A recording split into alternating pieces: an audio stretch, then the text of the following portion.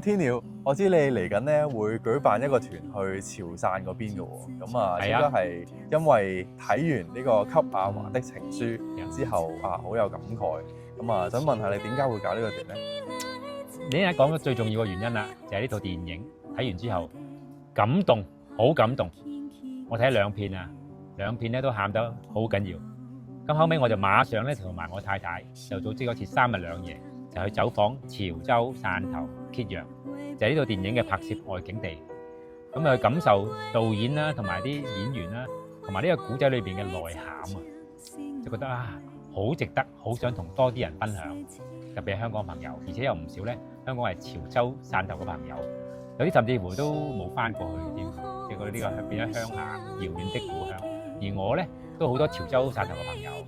而我因為咁，我覺得我增加咗對潮汕人嘅了解，尤其是都好欣賞佢哋嘅文化，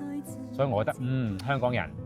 有咁多潮胞，值得我哋一齊分享潮州、汕頭呢啲寶貴嘅文化遺產同埋自然風景嘅。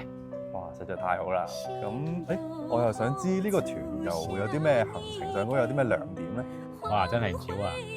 我睇過咧就阿藍黃春導演咧拍一套戲咧，主要去3個地方，一個就係揭陽，一個就係汕頭，一個就係潮州。咁其實都好近嘅啫，即係1個小時嘅車程範圍啦。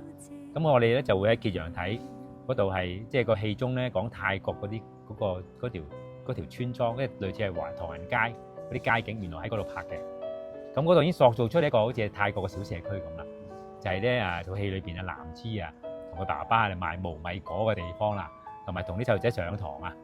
咁嗰度嗰個鎮本身都好有舊情懷嘅風情啊。咁我去過之後覺得都好中意。佢叫棉湖古鎮，有上千年嘅歷史原來。第二個地方就係汕頭啦，汕頭嗰度就有佢嘅小公園嘅地方，就係呢個戲中裏邊嘅暹南電影院，同埋嗰個裕豐銀信局，即係藍芝咧去寄信寄錢俾阿淑柔嗰度地方，就企喺度睇咗好耐，等待寄出嗰個訃文嘅時候，心情好忐忑嗰一幕咧。咁嗰度即係汕頭都好多舊嘅騎樓街啊，就好有即係舊時代風情嘅韻味啦。第三個就係潮州，嗰度有潮州古城，亦都係嗰度有個泰國廟嘅拍攝地啦。而潮州古城亦都係嗰度有好多文化薈萃嘅地方，尤其是咧有條叫牌坊街，有非常之多特色嘅潮州美食，同埋好多嘅展覽嘅地方，都值得我哋去睇睇㗎。哇！就咁聽行程都已經覺得好吸引啦〜